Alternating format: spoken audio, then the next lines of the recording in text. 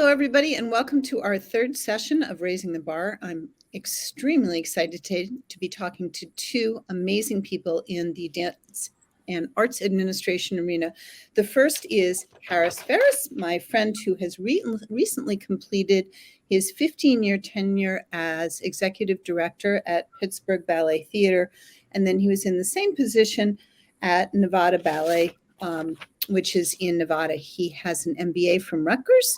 He's a former ballet dancer and collegiate athlete, and he also was graduated from Barre College and has a certificate in Somatics, which I'm going to have to ask you about at some point.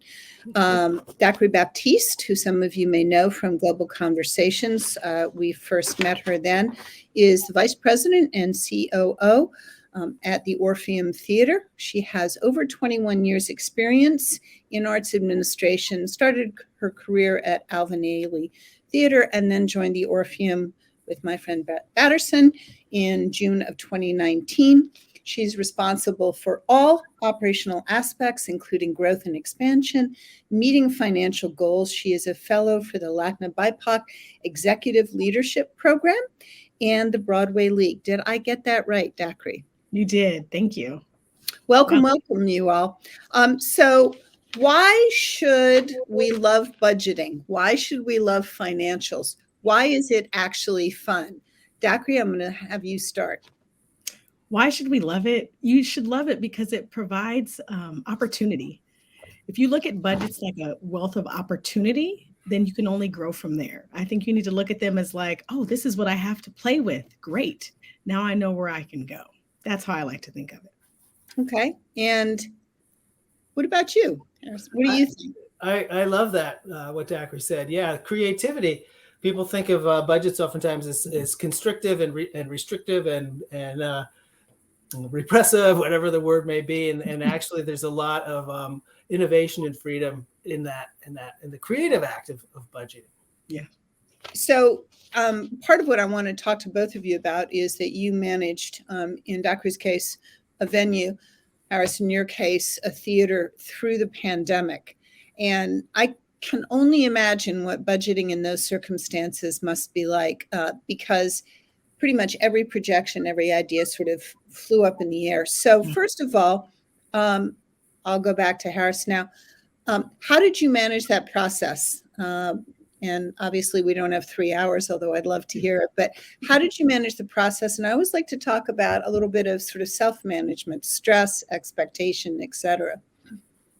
Well, there were so many things to manage. In fact, remote working was one of them, although myself and Jay Romana, the director of finance, continued to go in to the building every day, but everybody else was remote. I think that the thing about the pandemic was going back to mission. And I'm sure Dacquiri will probably say the same, okay, why are we here? Why are we being funded? And then how can we act on our mission despite the obstacles? And that became a creative thing too. And we weren't alone in creating virtual content. We were rather unique in acquiring a mobile stage that we could take out when people could feel like they could convene in public outdoors safely. And so we were able to really take advantage of that trend of outdoor performances with our own mobile stage. But the virtual content that offered some great opportunities as well. We captured some 80,000 viewers that were unique to our file as a result of putting our Nutcracker out there for free virtually.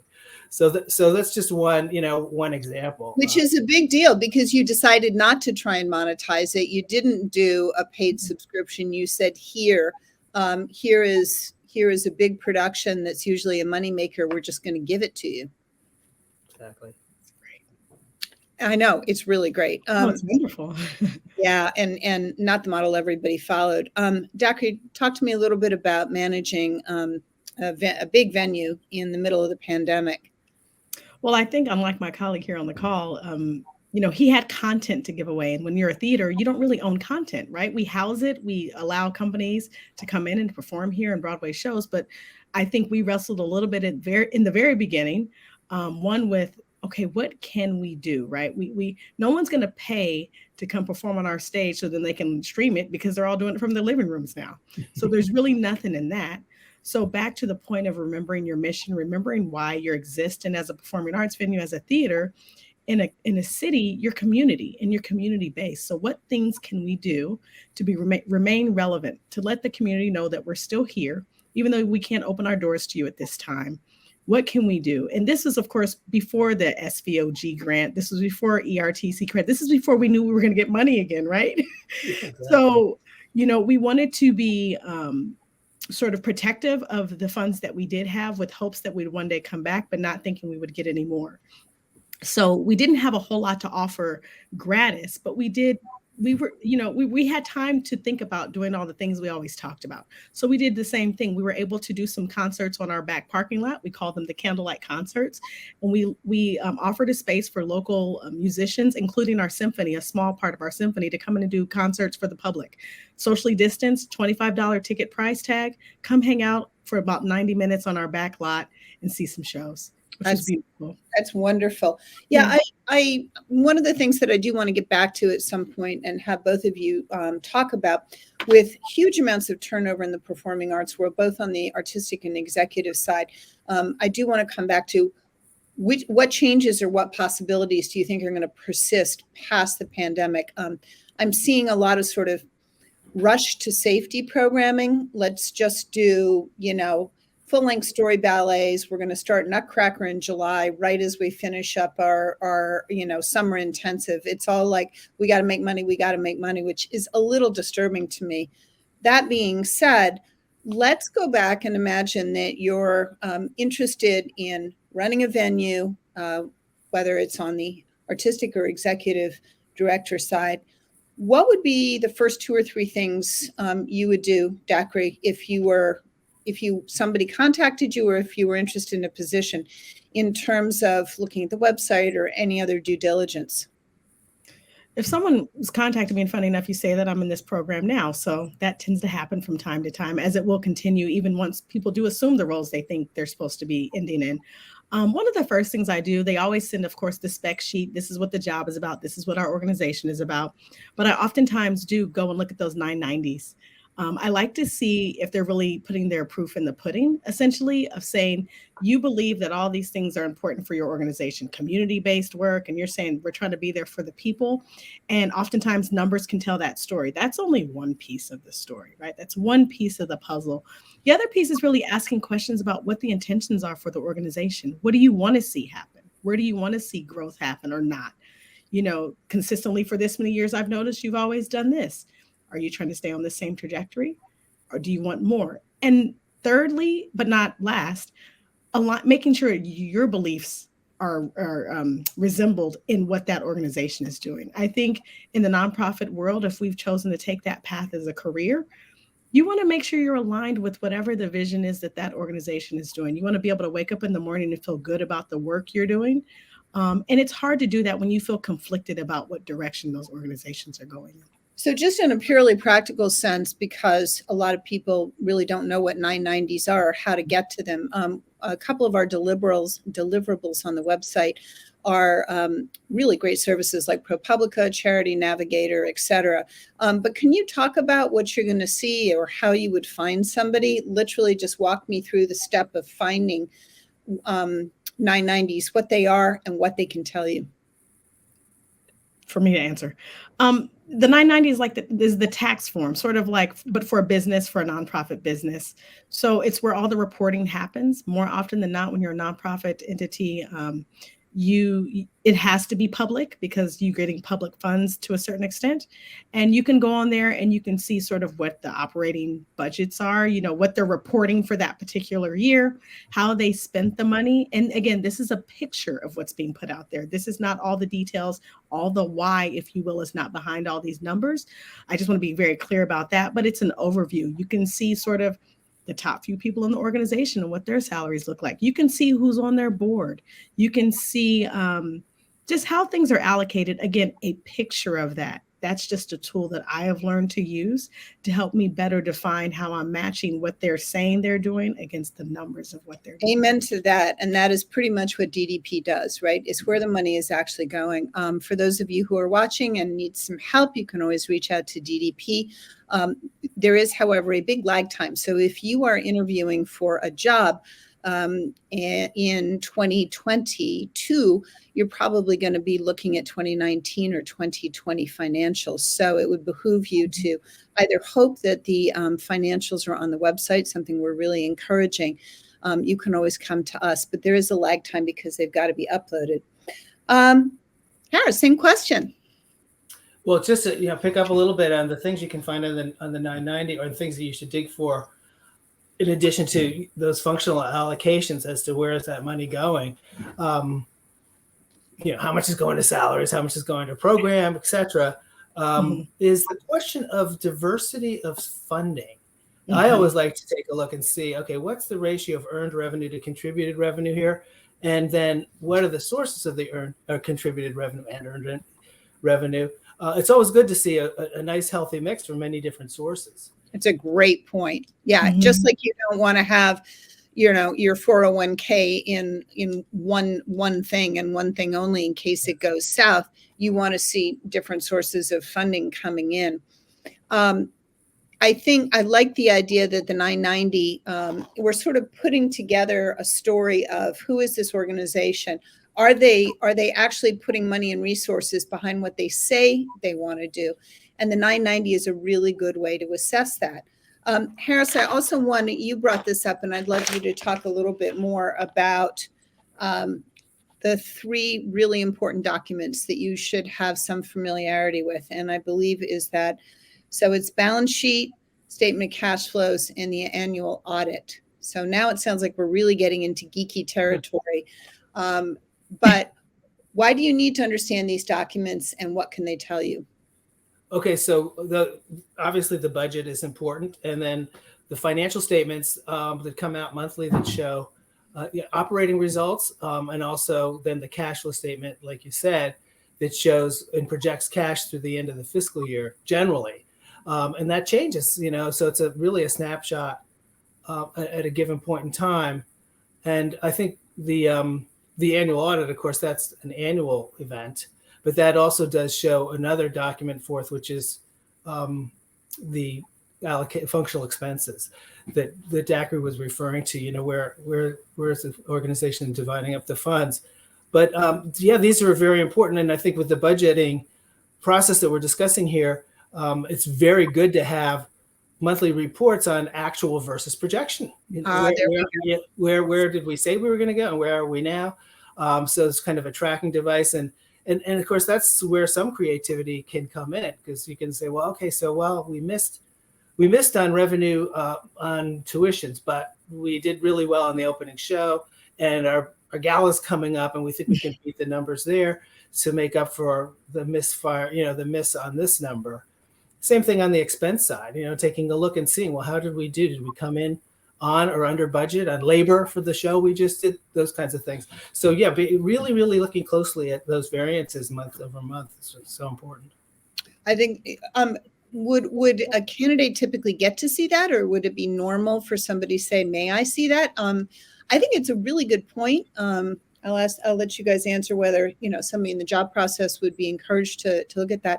I had been a board member, and I eventually rolled off because 3, 4, 5 years in, the budgets that were being presented, lots of noise and sound and light, and aren't we great, and let's put on a show, kids. And I would look at these budgets and go, there's no way this is going to happen. And at the end of the year, basically they locked us in a room and tied our, took one arm behind our back and said, and now it's time for the board. And I'm like, this is not sustainable, people. So, I and a friend of mine started really questioning, wait a minute, where are these projections coming from, right? How, you're assuming full houses for the entire season. This is, and we're looking at 60, 70%. Where is this coming from, right? I don't know that I've heard of financials to that degree being divulged in an interview process. Yep. per se. But I don't, it never hurts to ask. I'm a big believer in you ask, either you get it or you don't, but you can't discredit the organization that you may be applying for if they don't want to hand that over right away, because I think there's a lot to be said about just looking at numbers in a vacuum versus understanding the why. And I think it's very important that if someone is going to see something like that, they have to understand why those numbers exist the way they are. I used to be a little nervous, honestly, of budgeting processes in the very beginning, but now I embrace it so much because, again, you're creating a story, right? You're choreographing a story as you're budgeting throughout the year. Mine is a lot of my budget is very tactical because it's operations. Every time at this point of year, we're going to have to get the boilers checked. We're going to have to do this. So there's all that. But then in between there, you sort of think like, in this particular month, we're going to have 2 Broadway shows and 8 concerts. The building's going to take a hit. We're going to need more paint that month. Our electric bill is going to be a little higher. And so it's like, it may sound nerdy to some people, but to me, it's another opportunity to be creative with numbers and being able to create that budget. That's interesting. And I hadn't thought about your theater is well loved, as it were. Yes. And it's ebbs and flows. But in July, when we don't have a lot of shows, we don't really need resources to that at that point. So you really have to be lockstep with the programmers, with your finance department, and then the operations right in the middle, because we're facilitating the needs to all of those areas every step of the way. So Harris, when you and I were talking about this session, and you had some really fun sort of ideas about what to title it, one of them was sort of the rocky shoreline and getting a little too close to those rocks and knowing what that looks like. So would you be our pilot and our guide here and give us some idea of things that you should look out for as an organization, but also as a candidate? Okay, so yeah, happily. And to just pick up what Dacquiri said, it's absolutely accurate that as a candidate, there'll be a stage of the game, maybe at the finalist level, that you'd see a little bit more detail on the financials. Probably a little bit inappropriate to be too probing at the beginning. Like, I wanted to see your closet, right. But you will get a chance to see it if you get into that finalist round. And then you'll be sharing a lot of financials. To your question about navigating the shore or not taking the ship on the rocks, very, very critical on that one is the cash flow, because I always like to say the day you don't make payroll, that's the day you're dead. Mm-hmm. So you got to keep an eye on cash, and sometimes that's hard with accrual accounting, which most large organizations are using. So because on an accrual basis, you could possibly be showing that everything's looking hunky-dory, but the cash got used up for a capitalized item, or something else. So the balance sheet can also help show how many months of free cash flow are available for operations that don't have a donor restriction, for example. Again, with donor restrictions, that's a whole nother ballgame. You can't use that money for payroll if it's given to you for a new ballet. Okay, so basically, do you have enough funds to keep the place running? What's a safe cushion, y'all? They often say 3 months is, if not a single another dollar came in, could you survive in the next 3 months? I think that also includes, borrowing capacity. I mean, at Pittsburgh Ballet Theater, we had, I think, about a $1.5 million revolving line, but then again, with the revolving line of credit, make sure you pay it back, because organizations can get in a lot of trouble with non-performing, short-term debt. Mm-hmm. Mm-hmm. Say a little more about that, because I know a couple of the organizations I'm currently on, very, very well run. They're really leery, and there's a lot of discussion when they dip into that revolving fund, and there's a lot of due diligence around that. Well, you can get into a situation if short-term loans are not paid back within the specified short-term period, the audit will pick that up, and then could say that at any point in time, this borrower could demand that money. And if they were to demand that money, ballet companies say, okay, well, what are you going to do? Take our costumes and sets? But they can't. They literally can put you out of business by demanding the money. Now, most banks aren't going to do that because they're community players. They're also probably donors to the organizations. Yep. But it still doesn't look good, on the audit to have short-term lines that have extended beyond their term date. I think I would say. Go ahead. Sorry. Oh, I was going to say, just to piggyback on all of that, and I know this conversation is not couched in this way, but I think one overarching thing that we don't want to lose sight of is I don't think either of us are financial experts, but we have boards. And when you build your board, make sure you have somebody on your board that does know finances, that you can, you have finance committees that you can ask all the hard questions to further understand some of these principles that we're sort of throwing out in this moment. But I rely and I'm grateful every time we're in a finance committee meeting or an executive committee meeting, because the finance folks know what they're talking about. So you get a win-win. You have these experts that know what they're talking about in general out there in the regular world, but then they also love your organization. So they're going to have your best interest also at heart when helping you sort through, is it time, like in the pandemic, right? Do we need to dip into our reserve to keep things going? We don't want to lay these people off. How are we going to continue to keep the lights on? But knowing we had that was great. We never had to do it, thank goodness. But I know there probably are many people that did have to do that. So just having folks like that to help support this conversation that we're having now and all the financial goals of whatever your organization may be, big or small, I think is extremely helpful. Yeah. So, I mean, wouldn't I like one?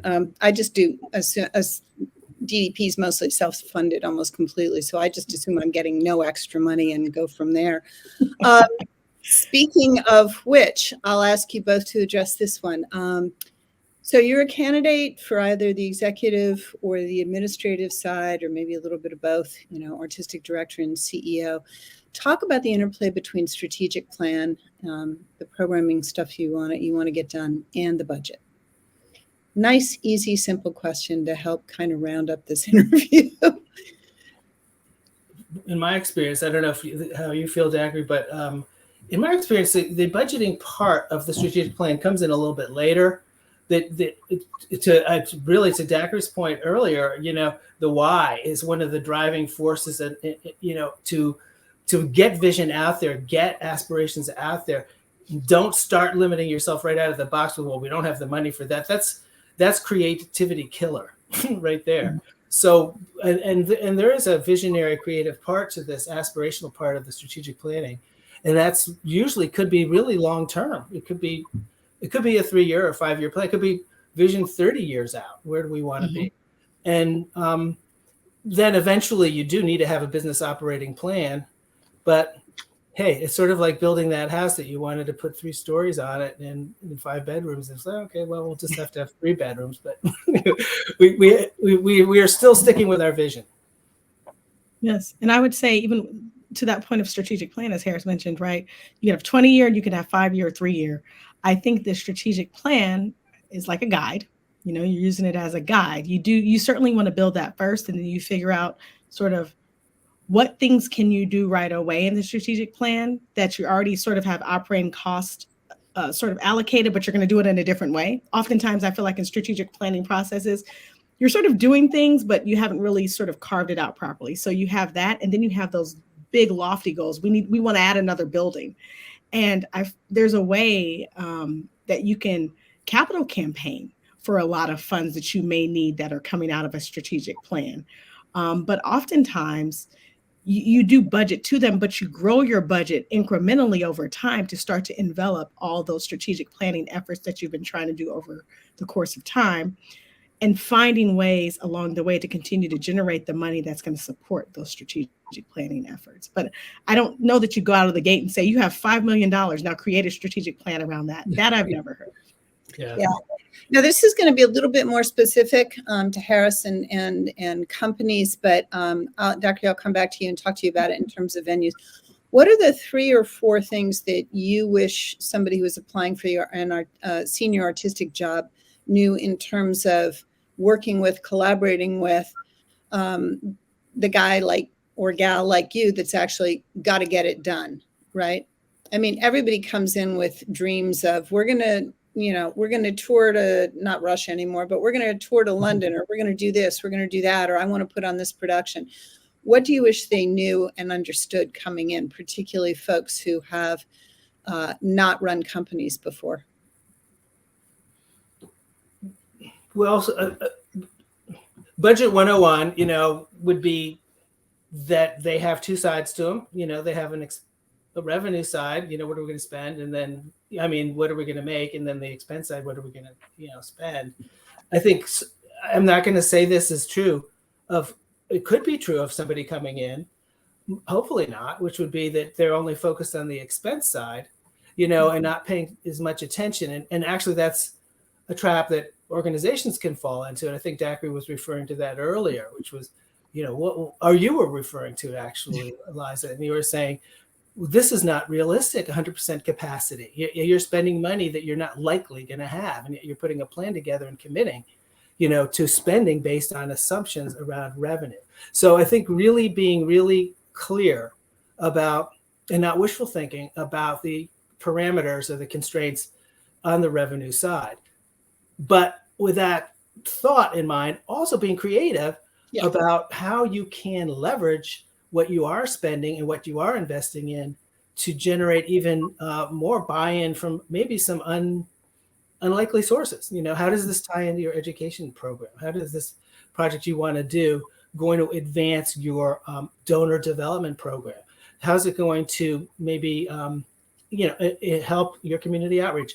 So there's a lot of other ways in which a given asset or investment or project might have more wings than you're even thinking about. Yeah, and you talk about this a lot, which I had never really thought about, which is if you make a really clear, concise value proposition to a donor, there may be funds that you weren't even aware of. But then that gets back to what Dacquiri was talking about in the beginning. Does this actually forward the mission? Is it in line with what you say you're going to do? And has it been, and this is my PR side, have you articulated well why you're doing what you're doing and where you want to go, right? Which I think, I do some lecturing on philanthropy, and I talk about the worst asks I've ever gotten because I'm on the operational side, but I'm also Mark and I are being asked all the time, and there are some real humdingers of just like just give us bumpty-bump amount of money, and the answer is why, and it's like, well, Mark likes jazz, and I'm like, you're talking to me, right? It is so clearly a plug a hole kind of donor approach versus, Eliza, we've really seriously thought about what might interest you. And nothing to me is more insulting, right? It's like, maybe blonde, but I understand where you're coming from. It's, oh my God, we need to raise this money. We'll just go ask Liza. It's not relevant to anything she cares about, but we'll ask anyway. Dacquiri, talk a little bit about what you like to see in a budget and what you want somebody who's thinking about the artistic vision to realize, or in terms of working with you, right? But what's the things that people don't think about, right? Coming in. I think oftentimes, in particular with venues, they don't think about how much it takes just to get the curtain up. Okay, so that's sort of a blanket thing. You don't think about, right, electric bills. You don't think about the painting. You don't think about, at making sure we have enough bar staff or the equipment, making sure the lights come on, all of those things. So people don't think about that. So if I was thinking about somebody that was coming in and they were wanting to interview, something I need people to think about is just I hate to say everything, but all the things that go unnoticed. Because the best part about my job is you don't know that all those things happen for a very good reason. Because if you did, that means we did something wrong. Yeah. Right. So that means we did something wrong, but we don't want you to know all these things. So what I want people to think about is being realistic. And I also want, when people are thinking about doing budgets, don't do it in a void. Ask questions, because nobody knows everything. So if someone's coming in to assume the role, you need to really become really good friends with your CFO and ask. And I had to do a lot of that and still do every year at budget time. Why did we used to do that? And I always ask for a few years back. It's luckily in institutions that have been around for a long time, you can't project unless you know how it was before. You can't project fictitiously like, oh, I want to do it this way. Well, 3 years prior, because you can't really talk about the last 2 years, so you got to sort of go back 3 or 4 years. How are we doing it then? Where were those numbers looking like at that point? Okay, and of course you always grow for a little bit of inflation over numbers and time, but I think always think a little bit backwards to be able to move forward is very important. Okay, so last thoughts from the two of you. You can talk about whatever you want. I was going to ask, I know this sounds like oxymoronic, but what your most joyful or fun experience with budgeting is. Harris, you're up, bud. Oh, well, I think it's exciting when I've always been sort of project oriented when I fundraise and build, sort of build energy around something. So like a new building project, for example, I mean, those are very sexy. We did that. And we did a 21.1 million campus expansion. It would span a number of years, but people got so excited. So it's my joy in budgeting is when the cash register rings. That's the best joy for me. Dacquiri. My best, my most joyful or productive moments in budgeting is when you make the budget, right? I think for me, it's because I work in a part of the organization that spends the money. Yep. Right. So it's different than you're on the other side and you're raising it or you're making it. I'm spending it all. So my favorite part is seeing how much we made so that I can spend it.